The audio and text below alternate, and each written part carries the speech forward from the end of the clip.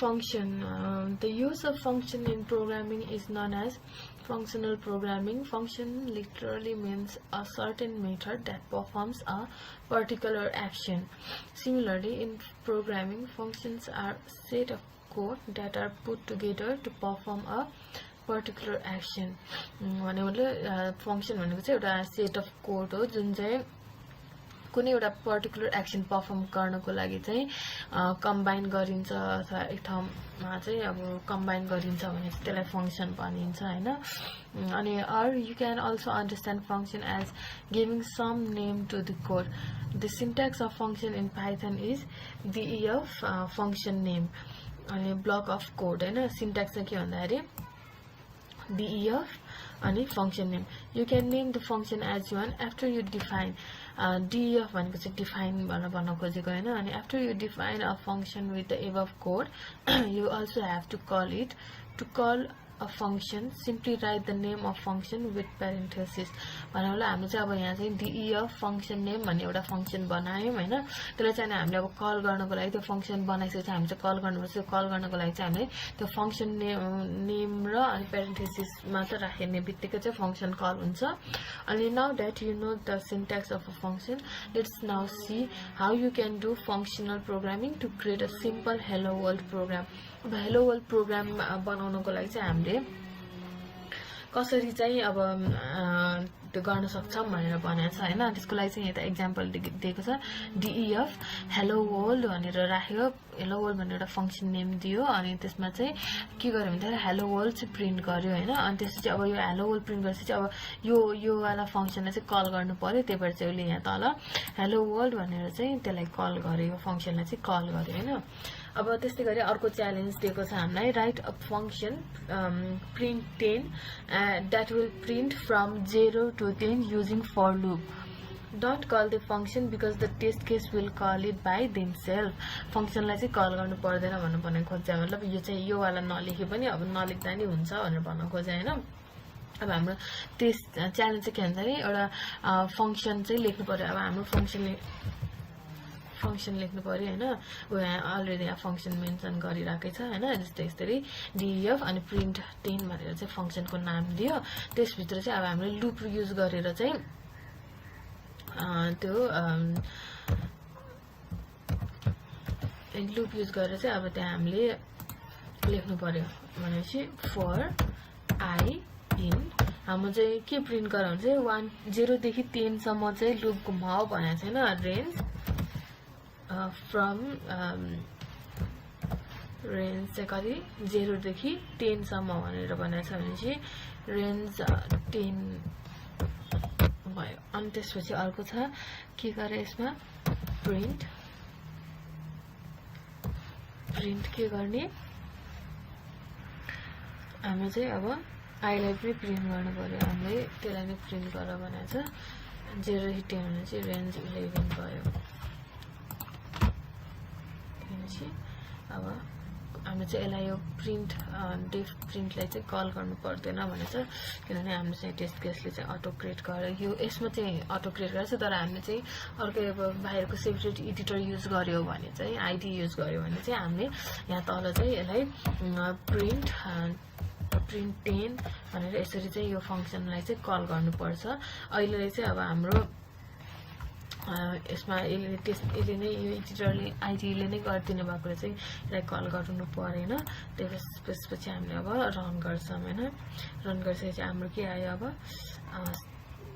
0 देखि 10 सम्म चाहिँ प्रिन्ट भयो यो भयो हाम्रो फंक्शनको चाहिँ च्यालेन्ज हैन अब अर्को छ नेक्स्टमा हाम्रो आर्गुमेन्ट्स अब फंक्शन भनेर हुँदैन फंक्शनमा चाहिँ आर्गुमेन्ट्सहरु पनि हुन्छ हैन त्यसमा चाहिँ function originally comes from mathematics and in mathematics functions are just like formulas. One of the popular mathematical function is fx is equals to mx plus c. The x inside fx is known as argument अथवा parameter. त्यही भनेको f भनेको हाम्रो त्यो simply अब absolute म्याटरमा चाहिँ हामीले त्यो fx is equals to हामीले युज गर्छौं नि त्यो क्याल्कुलेसन उसमा केमा युज गर्थ्यौँ भन्दाखेरि त्यो फङ्सनवाला च्याप्टर नै हुन्थ्यो नि अप्सनल म्याथमा 9, 10 तिर हो त्यतिखेर हामीले 8, 9, 10 तिर त्यो युज हुन्थ्यो त्यसमा चाहिँ एफएक्स भनेर भन्छ एफ भनेको चाहिँ फङ्सनले रिप्रेजेन्ट गर्छ अनि त्यो एक्स भनेको चाहिँ अब आर्गुमेन्ट अथवा प्यारामिटर हुन्छ नि त्यही हो यसमा पनि त्यही हो त्यो एफ भनेको चाहिँ फङ्सनलाई रिप्रेजेन्ट गर्ने भयो एक्स भनेको चाहिँ आर्गुमेन्ट अथवा प्यारामिटर भयो होइन अनि this is an input given to a function to calculate its output if we write a code base of this mathematical function it would look like this हाम्रो चाहिँ यदि अब यही फङ्सनलाई चाहिँ हामीले अब कोड गर्यो भने चाहिँ यो चाहिँ कस्तो देखिन्छ भन्दाखेरि यस्तो देखिन्छ डेफ होइन फङ्सन एफ एक्स भयो होइन अनि त्यसभित्र चाहिँ एमको भ्यालु चाहिँ हामीले अब 1 पास गरिदियौँ होइन एक्सको सीको भ्यालु पनि 1 पास गर्यो अनि वाइ भनेको Y equals to MX plus C भनेर हाम्रो त्यो फर्मुलै छ त्यो फर्मुला राखेर चाहिँ हाम्रो अब फर्मुला राखिसकेर चाहिँ हाम्रो चाहिँ अब यहाँ प्रिन्ट हुने भयो होइन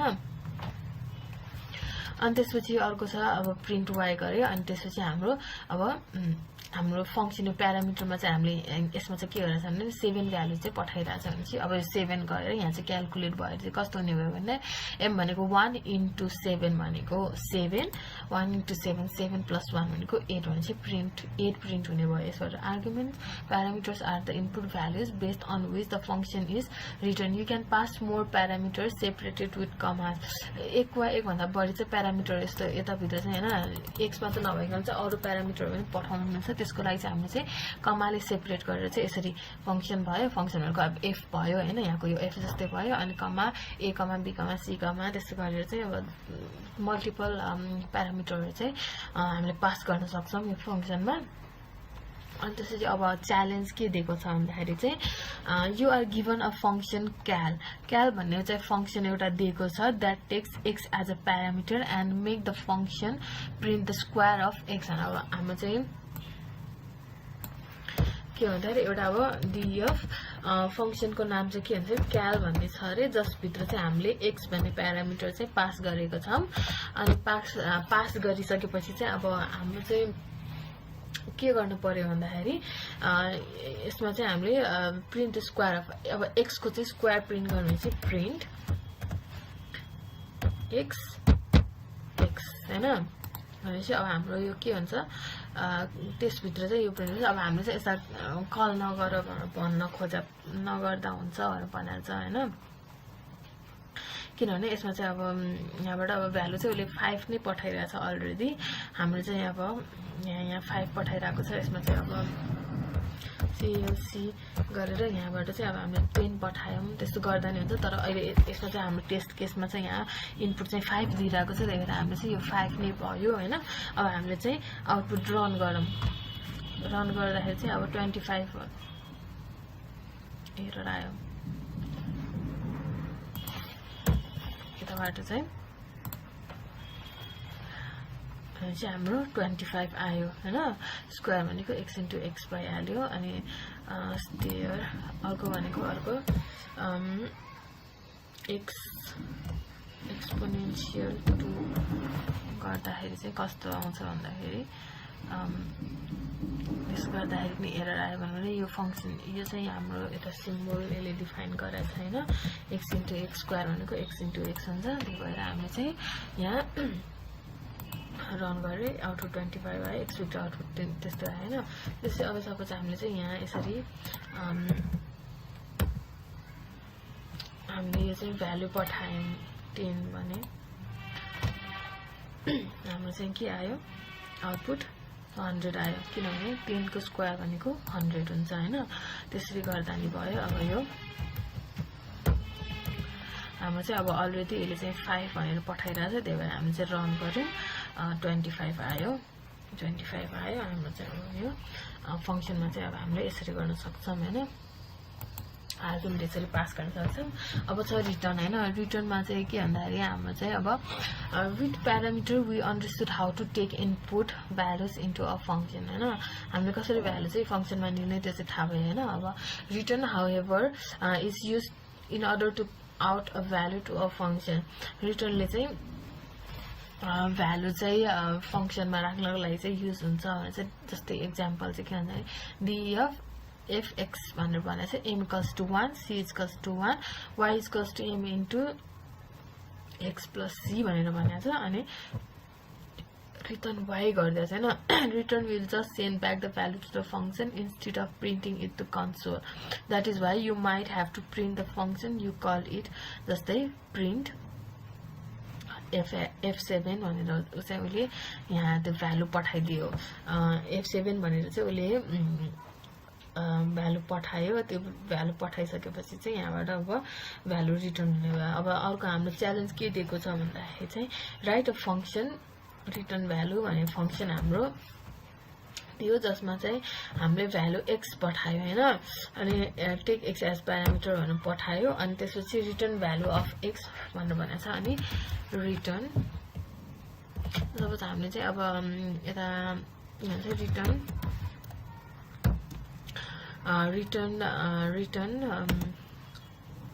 हाम्रो चाहिँ अब यो प्यारामिटर अलरेडी छ त्यही भएर हामीले चाहिँ यसलाई एउटा के गरौँ भन्दाखेरि एउटा y भन्ने बनाऊँ जसमा चाहिँ हामीले x को भ्यालु राख्यौं हैन अनि त्यसपछि चाहिँ त्यसमा चाहिँ हामीले रिटर्न रिटर्न y गर्छौं y गरिसकेपछि अब हाम्रो चाहिँ return the value of x भनेर भनेको छौं अब हाम्रो इनपुट 5 गइरहेछ भने हाम्रो आउटपुट पनि अब 5 आउनु पर्यो तर यसले चाहिँ प्रिन्ट गर्दैन अब त्यो हेरौं एकचोटी त्यो नि हेरौं रन गरी हेर्दाखेरि चाहिँ के भन्यो हाम्रो अब रिटर्न हाम्रो यहाँ यसमा चाहिँ अब हाम्रो 5 पठाइसकेर चाहिँ यो 5 y मा गएर बसेछ अनि त्यसपछि हाम्रो चाहिँ त्यो y चाहिँ हाम्रो यहाँ रिटर्न भएको छ अब सपोज यसलाई चाहिँ हामीले डाइरेक्ट यस्तो गर्दाखेरि चाहिँ रन गरी हेरौं रिटर्न x गरिसकेपछि पनि हाम्रो डाइरेक्टली यसरी गर्न मिल्यो हैन अनि तर चाहिँ अब यस्तो गर्दा नि भयो अर्को भनेको अब यसलाई चाहिँ प्रिन्ट रिटर्न भ्यालु गरेर यहाँ चाहिँ 10 पठाइदियौं भने चाहिँ अब यसले चाहिँ हाम्रो यो 10 भ्यालु चाहिँ रिटर्न गर्नुपर्छ टेस्ट केस चाहिँ मिल्दैन हैन तै पनि हाम्रो चाहिँ यहाँबाट भ्यालु चाहिँ उयो गइरहेछ नि त 5 गइरहेछ नि त यहाँबाट अनि त्यही भएर चाहिँ हामीले यसलाई चाहिँ रिटर्न उयो गर्यो रिटर्न x गर्यो रिटर्न x नगरी रिटर्न x गरिसकेपछि हाम्रो चाहिँ अब यस्तो भयो यति गर्दा भयो हाम्रो यो कोड सक्यो रन गर्दाखेरि चाहिँ अब एक्सपिरियन्समा चाहिँ टेस्ट केस पनि पास भयो अनि अब हाम्रो त्यो सक्यो